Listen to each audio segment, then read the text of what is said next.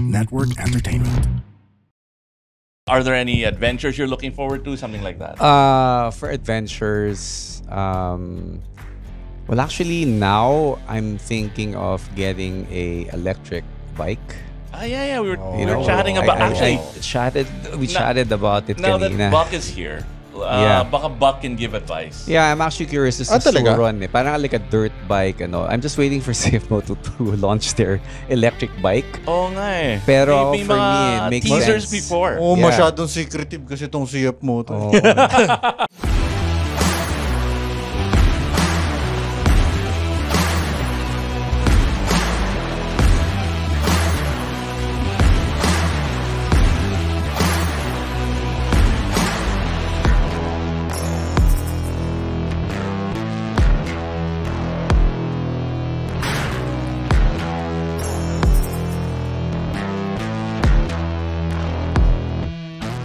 What's up mga Nepo Baby? Welcome sa another episode na naman ng Tunay na Rider, and I believe this is our 270th episode.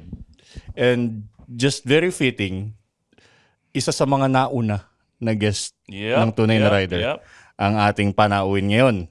Kasi matanda na siya eh. Matanda na rin yung Tunay na Rider. Tama. So, this is King Senko, Iba, And Backpago. and our guest is none other than the OG Brat Pack founder, Direk Sid Maderazo. Teka lang, para sa mga hindi nakakaalam, ano yung Brat Pack muna? Balita ko parang bawal pangit dyan eh. Akala ko dati noon, Brat Pack. Hindi. Brat Pack pala. A grupo namin yan, like a motorcycle group that we formed 2016. It started out as when I first bought my first big bike na Scrambler. Parang biglang si Ryan Agoncillo kasi nagbudol sa akin ng Scrambler.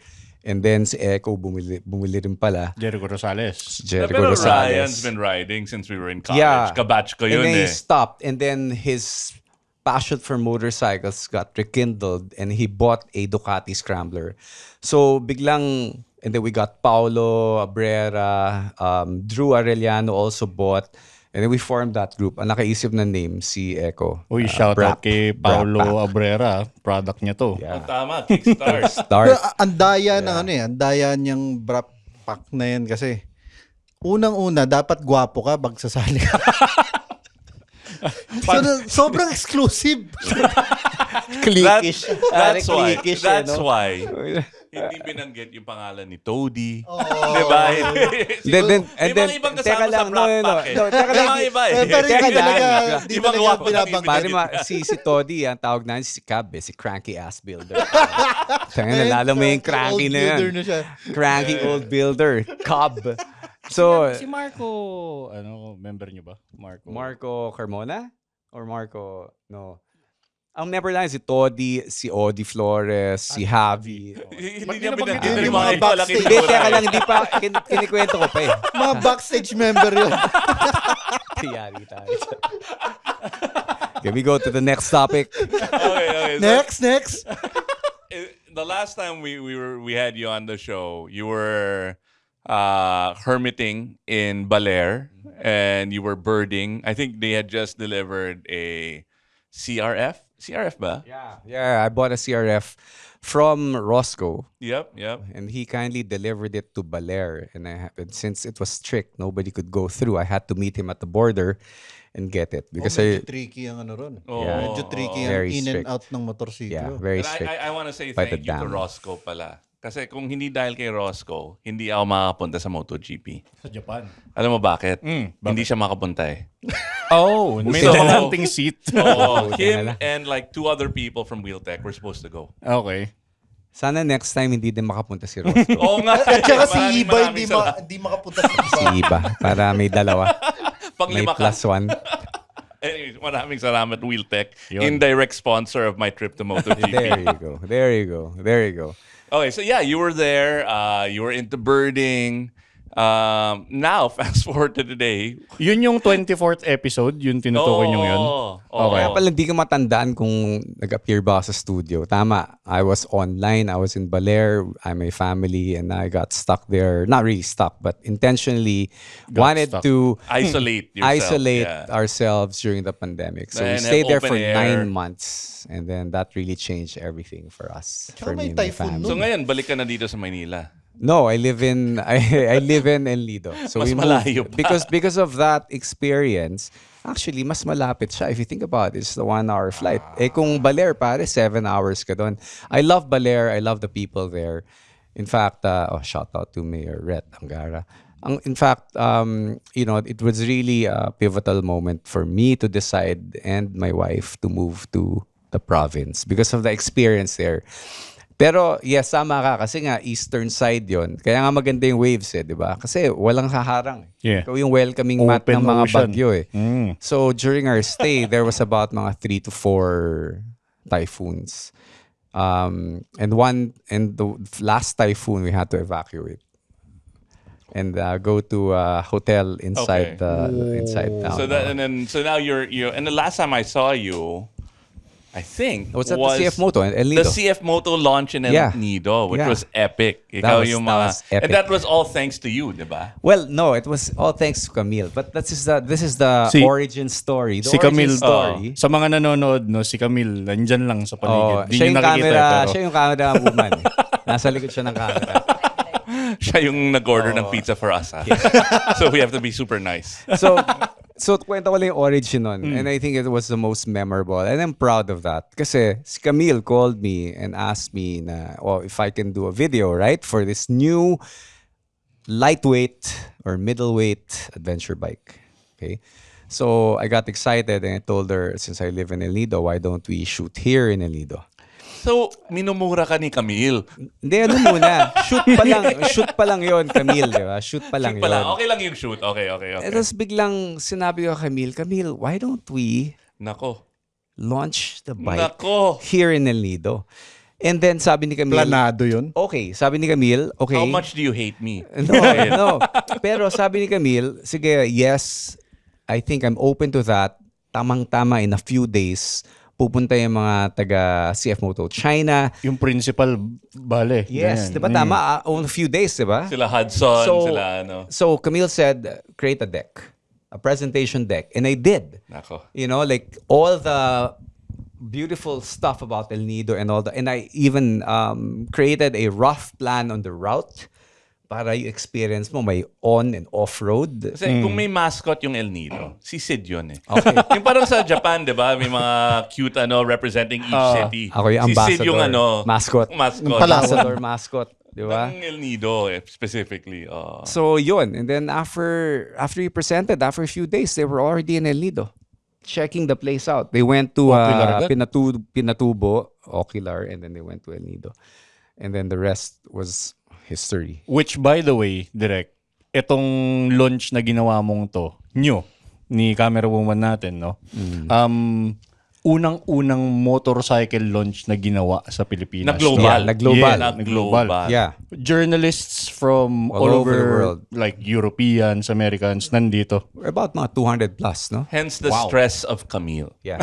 Because the airport of El Nido is a small one. airport. Yeah. Okay. And you have to imagine, you know how awesome our airport system is, right? Yeah. So they fly delays. in from all over the world. They land in the multiple terminals. We don't have no way of connecting to those terminals. Diba? Yung Terminal 1 doesn't really connect to Terminal 2, doesn't really connect to Terminal 3.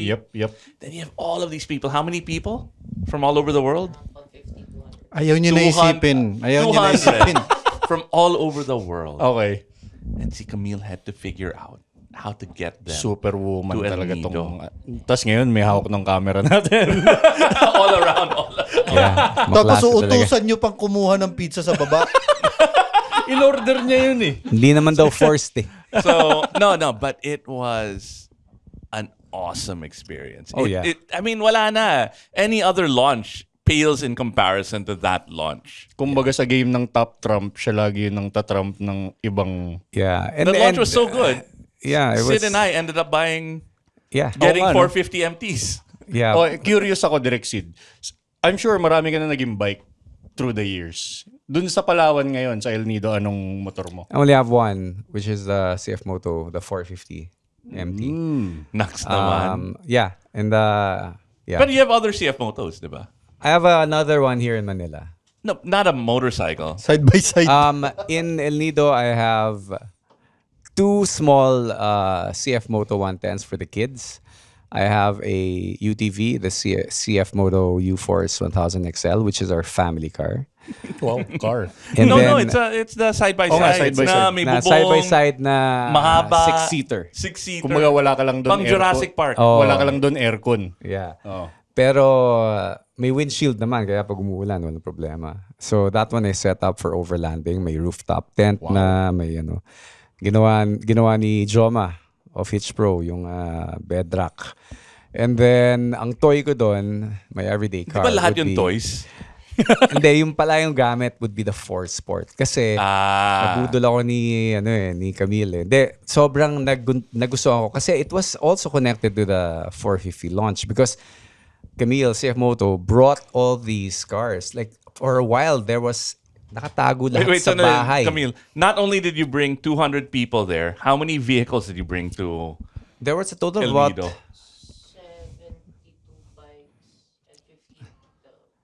72 bikes Yeah. and 15 ATVs. all were bro, this is funny all were parked in my house. Ang laki naman na. So, I saw your house. Hacienda. Malaki lang yung garden. So, nakapark lahat yun May sa parang ilalim. helipad yung garden niya eh. Pare, nakapark sa ilalim ng mango trees yun. Imagine the whole world were waiting for the launch. And every And day, the for opening 1 of Sid's month, CF Moto shop. every time I wake up, pare, I just see all these bikes.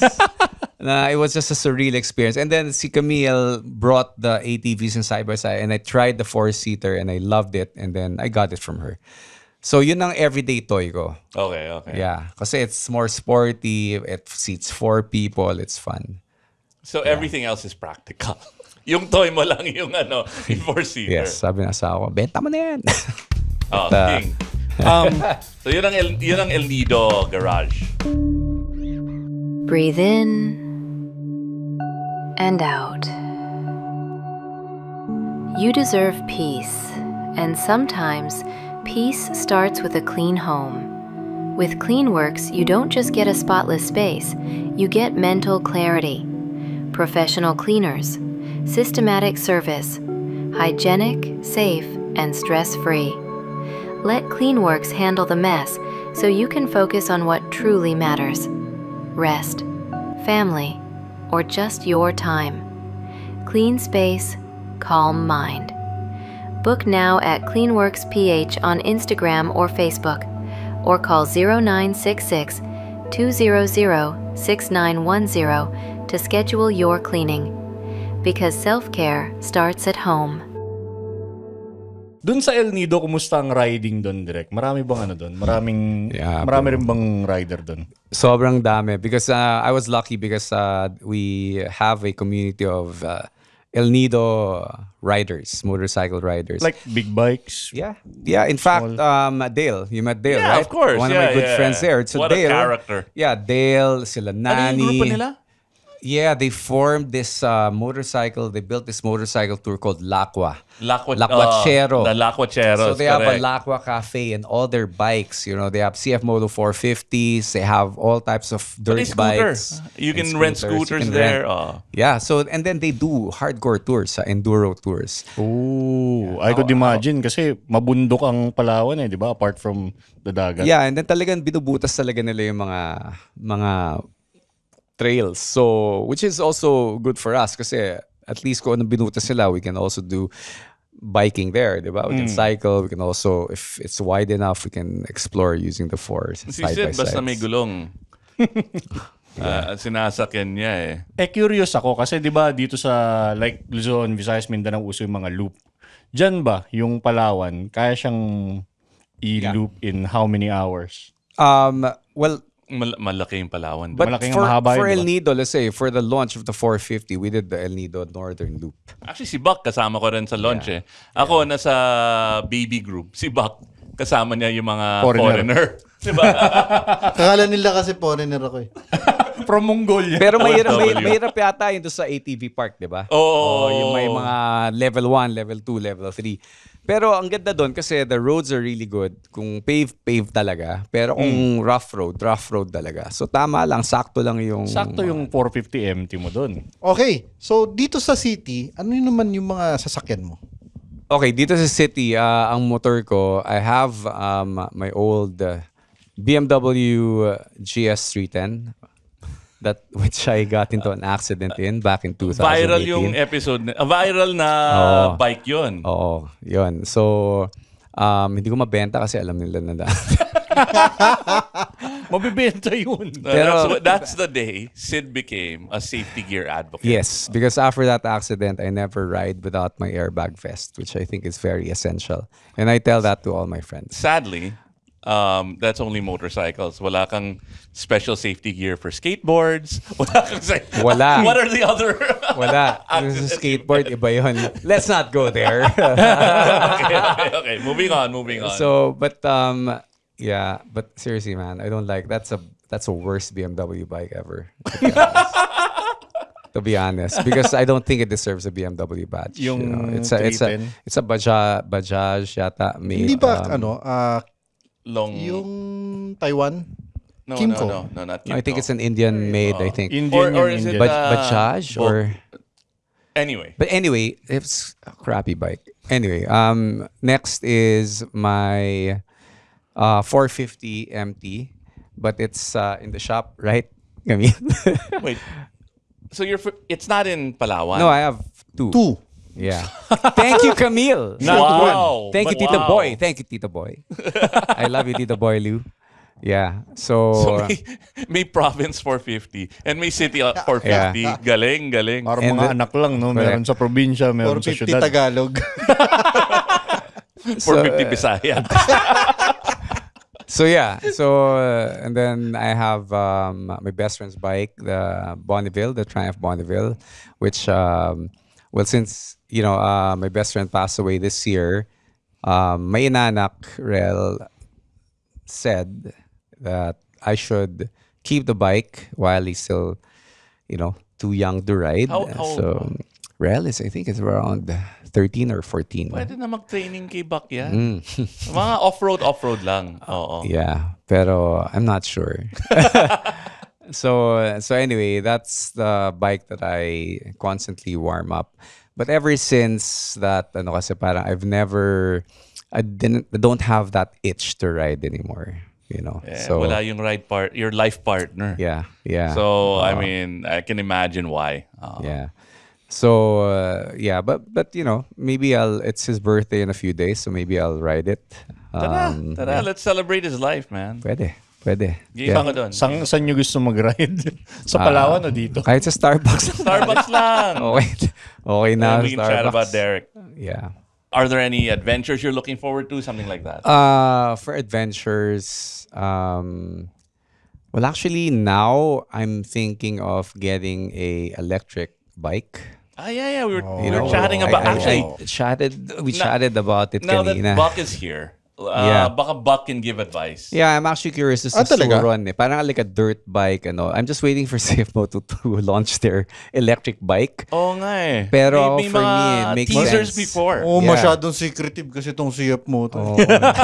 No, they released a teaser. Like this American enduro motocross guy was jumping it, right? Oh, electric motocross talaga. Parang last year, nag-tease si CF Moto na may ganun eh. Yeah. Ang akala ko nga, nung nakita ko yung... Yun na yung kunin mo. Akala ko yung 230 yun, pero... No. I Under see. the Pala yung 230. Ziho branding. Zio. Yeah. So I think it should arrive. So, soon. what is your need? Ako for me kasi now how are you imagining using it? now I do a lot of adventures. I'm always like going around El Nido, with my dog. So that's why I set up the side-by-side na parang overlanding. So may mototote naman ako. So I want to like have alangan naman mag-set up camp tapos bibili ka lang sa tindahan. Babakasin mo ulit, diba? So I need like a a motorcycle to go around and an EV bike. And I'm thinking of a Suron, which is like a parang mix between a bike, not the heavier ones. I mean, light B ba yun? Light B. So yun Storm B or Light B. So ikaw, natsubukan mo na yun. Maganda yun. Talaga. Kamusta yung battery? Para siyang more on downhill bike na motorized. So, ang problema ko let's say if I camp for a few days, will the battery, my chargeable power supply, can it charge it or have to bring an extra battery? I think you need to bring extra battery. Yun. Di ba meron na ganun yan? Umikot sa buong Pilipinas. Yeah. Yung foreigner. See, what's his name? Pero, he picked up the bike from us. Nahirapan din siya no? Well, he would so he would ride for a couple of hours, about 3 or 4 hours in the morning, find a little carinderia. And charge. Hang out for 2 hours or an hour, charge, then ride again. Then in the evening, find a place and charge.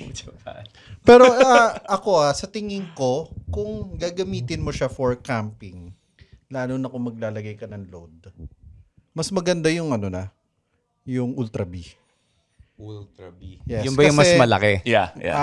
Yung hardware niya, mas appropriate na mas mabigat yung i-carry niya. Okay. Kasi yung Storm at saka yung light, parang bike lang talaga siya Pero you know what? I think you can. The beauty of the Suron is there's so many upgrades. But you can upgrade to the point na hanggang dun lang No, talaga. but you can increase the battery capacity. Like si Todi set it up. It's not the battery capacity. Ang pinag-uusapan natin, may plan siya mag-camping. Yeah. Which is maglalagay ka ng luggage. No. Lalagay ka He'll take No. the side-by-side, nakakabit sa side-by-side. Yeah, oo. Para kasi yung side-by-side, yun ang bahay niya Nakakabit yung tent. May rooftop tent, At saka may yung side-by-side, awning. yun rin yung power generator So I think niya. yung lighter na lang talaga for me, I So think. pag nakaset up na yung bahay, motor siya, palengke, di bili ba? ka- Mag-trail-trail. Bili ka ng Antayin soft mo na yung drinks. Zio. Yun nga Magagalit si Tito Boy niyan. Oo nga Hindi Hintayin na bagay sa natin. CF Moto Bebenta side-by-side. ko na lang pagkatapos. Camille, how long do we wait? Alam mo. Secret na months? naman. Alam niya pero hindi niya sasabihin. Secret. Di bang suron ka muna? Yeah. Yun nga. Alam mo ba saan Baka makakabili naman. ng suron? Well, we talked about it, Oh, right? okay. It's, Get from well, we can pick one Sa what order sa what. mobility, Sa what syempre. mobility? So what mobility? And then sila Richard Te are the guys who bring it in. So, Oh yeah. we Baka can naman. definitely hook you up. Yeah. Oo. Sige. Few minutes. Tunay na rider question. Yeah. What has changed since episode 24, Sid? So we're going to ask you the same question we asked back then, if you remember. I don't remember. Refresh What? my memory. What is your definition of tunay na rider? Okay, my definition of a tunay na rider, to be honest, I wouldn't call myself now as a tunay na rider. I used to be because I was so addicted to motorcycles. I'm more into bicycles now for health. But tunay na rider is someone... Hence the shaved sexy legs. For aerodynamic. For me, I think a tunay rider definition would be someone who lives and breathes motorcycles, who use motorcycles as his everyday ride. It's not for porma, it's not for anything else because he just enjoys riding on two wheels. And I used to be like that. I rarely use my cars. I just use my motorcycles to go to work, to go to the mall, except of course if my family's with me, you know. I think that's you live by the code of two wheels. So for me that's it. But hopefully I'll get back soon. Just probably a matter of time before I swing my leg up Mukhang busy ka lang ngayon kaya hindi ka makapagmotor eh. Yeah, missing a friend, man. I feel that. Yeah. Right. On that note, what a nice chat with Direk Sid, no? Of course, this is the 270th episode, guys. You give us a follow sa aming mga socials, Spotify, Facebook. Believe it or not, may YouTube din kami. Si Camille's like, oh, talaga? Yes. Meron pala. OnlyFans, meron din. Dagdagan nyo yung 9 subscribers namin doon. Kahit wag kayo manood. And see you next week. Well, and then we'll see Sid again for episode 500, probably. Perhaps Every milestone. every milestone 500. 500. Ang Okay. ganda siguro yung 500 episode natin dun sa bahay niya sa Palawan Bah, natin pwede i-stream. yan. Pag-uusapan yung bago niyang e-bike na galing Hindi. Oo. Yun, Review yung tayo. launch ng Zero. Review tayo. E-bike Review tayo. nandun sa Palawan. Pag nagpunta ba kami doon, Direct Sid, may ganito tayong setup. Oh, Kaya. bro. Pero outdoors tayo dapat. Oh, parang ano bagay na bagay yung mga sponsor mo, tignan mo, pang production talaga. Oh, Oh, diba? Oh, yan. All right, so you heard it here. Episode 500, again with Direct Sid. And we'll catch you on the next ride. Thank you ride so hard, much. ride safe. Thank you so much, Sid. Thank you, guys. Breathe in and out. You deserve peace, and sometimes peace starts with a clean home. With CleanWorks, you don't just get a spotless space, you get mental clarity. Professional cleaners, systematic service, hygienic, safe, and stress-free. Let CleanWorks handle the mess so you can focus on what truly matters. Rest, family, or just your time. Clean space, calm mind. Book now at CleanWorks PH on Instagram or Facebook, or call 0966 200 6910 to schedule your cleaning. Because self-care starts at home. The opinions of podcast creators, hosts, and guests are not necessarily reflective of the official stance of the Pod Network Entertainment, its hosts, or other network programs. The content created by the people behind the podcast is personal and not meant to harm any religion, ethnicity, group, organization, company, or individual.